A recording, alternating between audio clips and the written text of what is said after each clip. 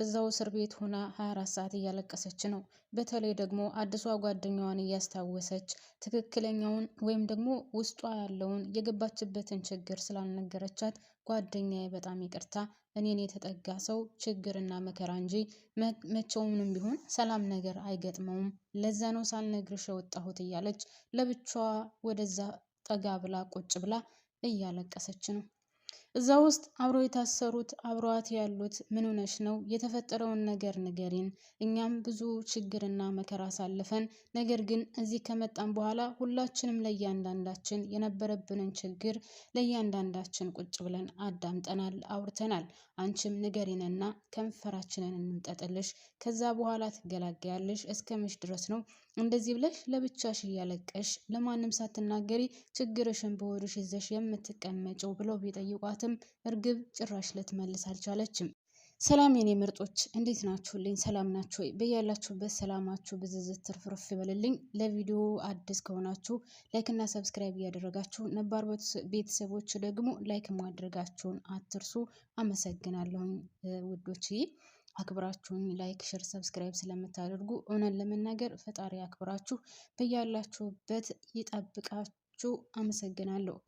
እርግብ ያለችበት ሁኔታ አሁን በጣም ከባድ ነው። ጓደኛዋን ብትሆን አንድ እህት አምጥቶልኝ ነበር ፈጣሪ፣ ነገር ግን ፈጣሪ ቀማኝ፣ ፈጣሪ ጋ ነው ጸቤ ከሰው ጋር አይደለም ስትል ለአቶ ኖላዊ እየነገረችው ነበር። እያለቀሰች እያለ ፈጣሪ እንደዚህ ከበደለኝ ለምንም ባይን የሚያብስልኝ አጠገቢ ሆኖ አይዞሽ የሚል ሰው እንኳን ለምን አያመጣልኝም ስትልም ለአቶ ኖላዊ ስትነግረው ነበር። እኔ በበኩሌ እውነትም ጸሎቷን ሰምቶላት አቶ ኖላዊ ጋር ያገናኛት ይመስለኛል።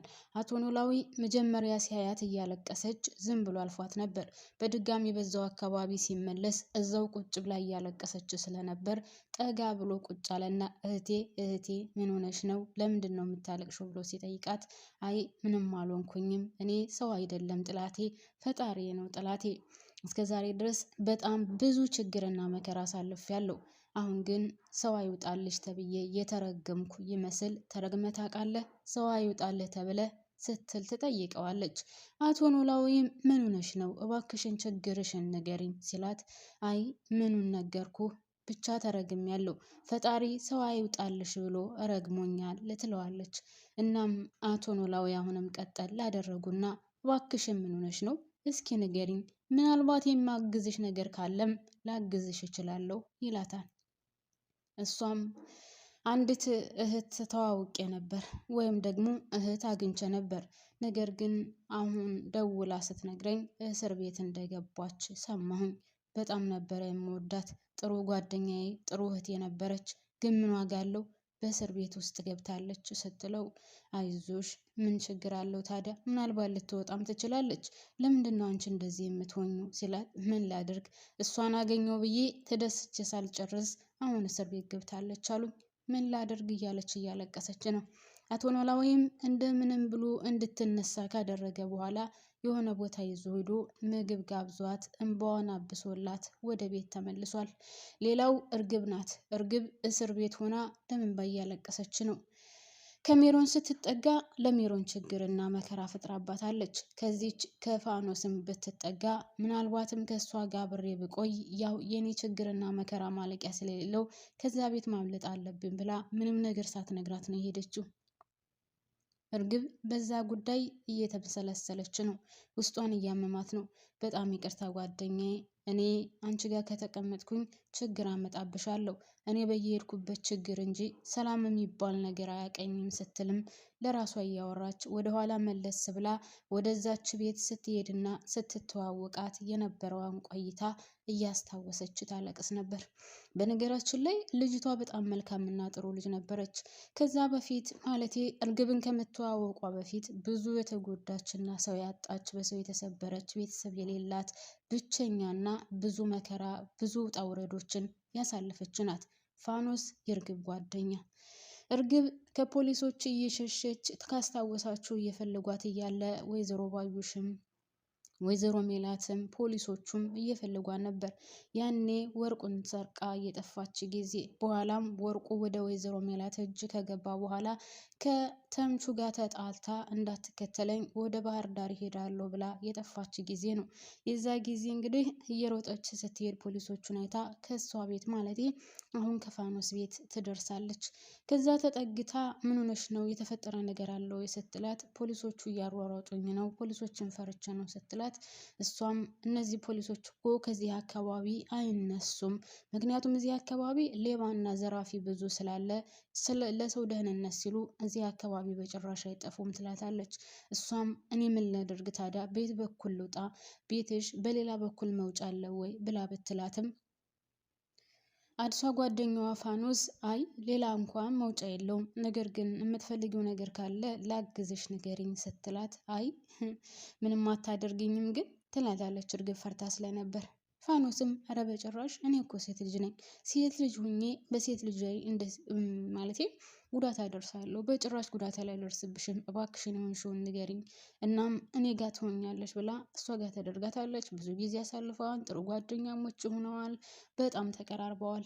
ነገር ግን እርግብ ያው እንደሚታወቀው ወንጀለኛ ስለሆነች ከዛ ቤት ከቆየች ለዛች ልጅ ትግር ታመጣባታለች። ከዛ ቤት ጠፍታ ስትሄድ ልጅቷ ተከትላ ታያታለች። ለምንድን ነው የምትሄጂው? ምን አድርጌሽ ነው? ተለማምደን እህት የሆነሽልኛል አይደል ወይ? እኔም ብቻዬን ከመሆን እህት አገኘው ብዬ ተደስቻለሁ። ስለዚህ ለምንድን ነው የምትሄጂው ብላ ብትጠይቃትም አይ መሄድ አለብኝ፣ ነገሩን ወይም ደግሞ ችግርን ልነግርሽ አልችልም፣ ነገር ግን መሄድ አለብኝ። እኔ እዚህ ከቆየሁ ለአንቺ ችግር እንጂ ሰላም አልፈጥርም። ለአንቺ ችግር ከማመጣብሽ ችግሬን ይዤ እኔው ራሴው ብወጣ ይሻለኛል። ነገር ግን የት እንደሚሄድ አላቅም ስትል ትመልስላታለች።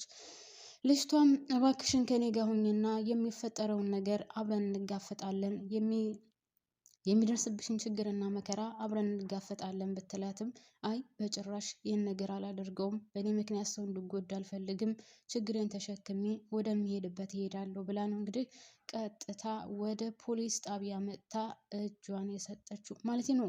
ወደ ፖሊስ ጣቢያ ሳይሆን ወደ ዝም ብላ እግሯ እንዳመጣላት ትሄዳለች። ከዛ በኋላ ያው ለሜሮን ደውላ ከሜሮን ጋር ትገናኛለች። ከሜሮን ጋር ከተገናኘች በኋላ ያው ትንሽ ጊዜ ካሳለፉ በኋላ ነው እንግዲህ ቀጥታ መታ እጇን የሰጠችው። በነገራችን ላይ እስካሁን ሜሮን አልታየችም። የት ገብታ ነው? ምን እያደረገች ነው? ምንስ እየተከሰተ ነው የሚለውን እንግዲህ ወደፊት የምናየው ይሆናል። ሌላው ወይዘሮ ሜላት ናት። ወይዘሮ ሜላት እዛው እስር ቤት ውስጥ ሆና የእርግብ ማልቀስ አስጨንቋታል። እርግብ ለምንድን ነው የምታለቅሰው? ቆይ መናገር አትፈልግም ወይስ እኔን ፈርታ ነው? ሌላው የገጠማት ችግር ይኖር ይሆን እያለች በእርግብ ዙሪያ እየተጨነቀች ነው። እንደምንም ብዬ የሆነችውን ነገር ማወቅ አለብኝ ወይም ደግሞ ምን ችግር እንደገጠማት መድረስ አለብኝ እያለችም ታወራለች። እዛው እስር ቤት ያሉ ልጆቹ እርግብን ችግርሽን አዋሪን፣ እዚህ የመጣ ሁሉም ችግሩን ይናገራል፣ እናም ያንቺንም ችግር እንስማው ቢሏትም እሷ በጭራሽ ችግሬን አልናገርም፣ ማንም ሰው እንባውን ማለቴ ከንፈሩን እንድመጥልኝ አልፈልግም፣ ምንም ነገር ማውራት አልፈልግም ብላ ደምድማ ተቀምጣለች። እዛው አጠገብ ያሉት ወይም አብረዋት የታሰሩት ግን መናገር አለብሽ፣ እስከመች ድረስ ነው ውስጥሽን አፍነሽ የምትቀመጪው?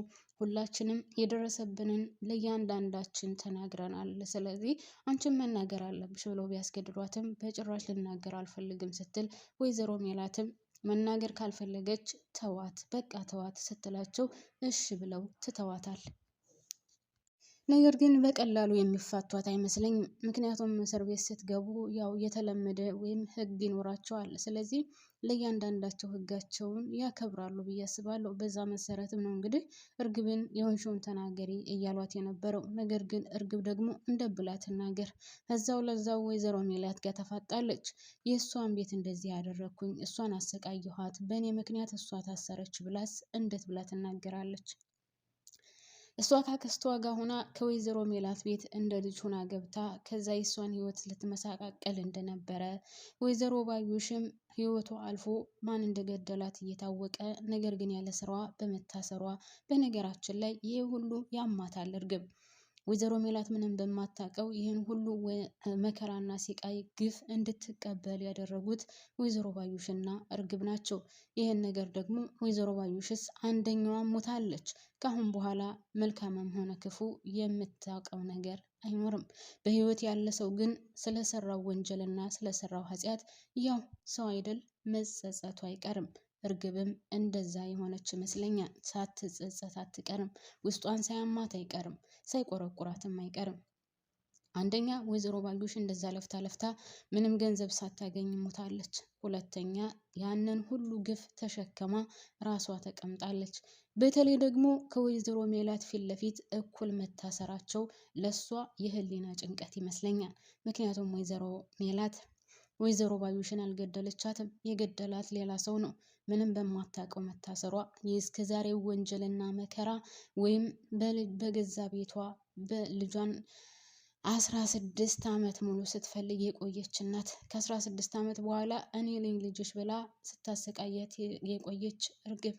እሱ ብቻም ሳይሆን በእሷ ምክንያት ህይወቷ እንድጠፋ ወይም ህይወቷ ሊጠፋ ትንሽ ሊቀረው ሲል በህይወት የተረፈች ሴት። እሱ ብቻም ሳይበቃት ከዛ እንዳገገመች እስር ቤት የገባች ሴት አስባችሁታል? በነገራችን ላይ ወይዘሮ ሜላት ላይ የደረሰው በዚህ ድራማ ላይ በጣም ከባድ ነው። ግን የወይዘሮ ሜላት ሲቃይ ማብቃት ነበረበት። ደራሲው ምን እንደነካው ባላቅም ወይዘሮ ሜላትን እስከ መጨረሻው ድረስ እንድትሰቃይ ማድረግ አልነበረበትም። ምክንያቱም ይበቃት ነበር።